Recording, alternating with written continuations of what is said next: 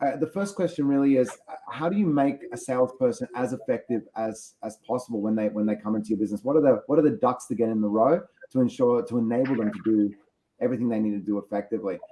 Making a salesperson more effective. First and foremost, it comes with hiring the right person, right?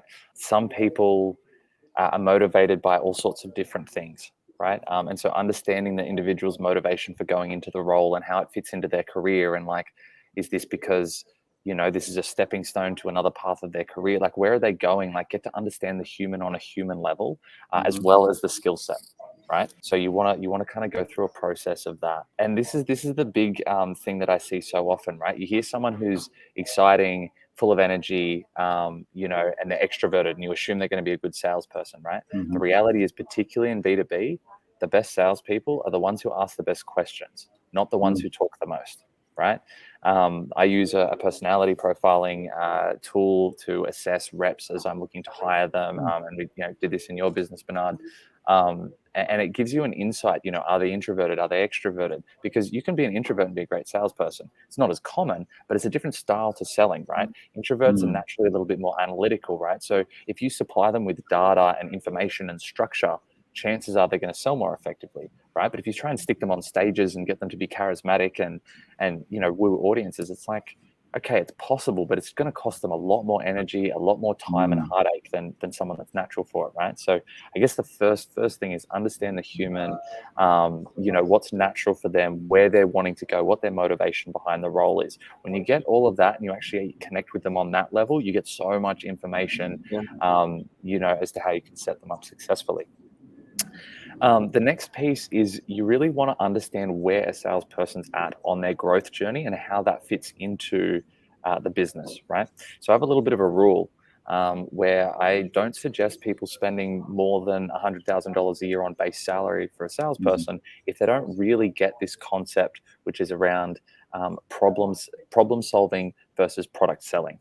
Right? So when you go from like, hey, this is my product and these are my features and this is how much it costs, right? Every rep knows how to do that. And if they don't, they probably don't have a job, right?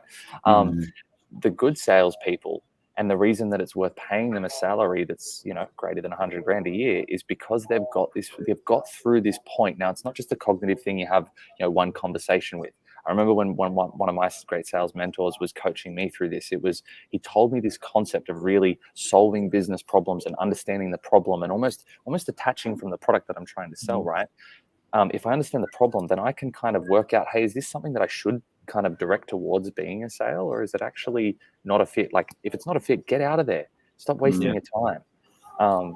So where are they at on that journey? Because that's a really I guess, foundational pivot point when someone goes from talking about the products and the features and all of that to solving the business problem and understanding what the buyer is actually really trying to achieve and getting super customer centric and kind of getting obsessed with, you know, what's going on in the customer's mind and those types of things. If you've got someone like that, then it's like you got to pay them more, right?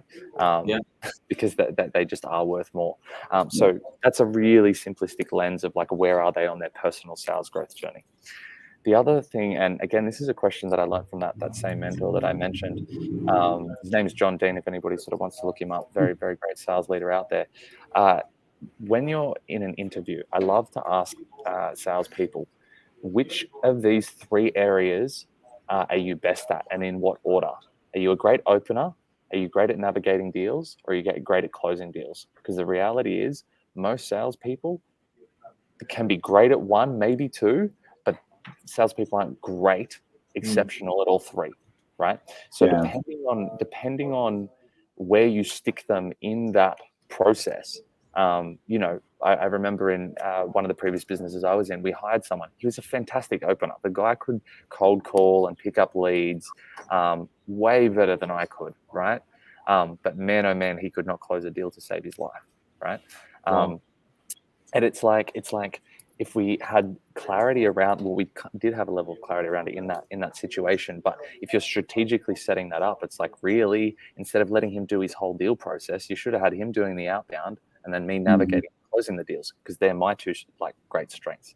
And so getting strategic around what type of skills within the sales spectrum that this person naturally has, and is their kind of weapon, or their their area of absolute greatness, and getting them to hone in on that, or being aware, right? Like, so for example, if someone said to me, well, they're not a great opener, I'd know that I need to either have some great marketing, right? So they're getting warm leads in place, or we've got maybe an outbound agency who's going and doing some cold calling to get in the the prospects, and then this salesperson goes and navigates and closes out the deal, or vice versa, right? So yeah, getting clear on setting the salesperson up with the right foundation, the right motivation, the right personality, and then putting them in the sales process appropriately.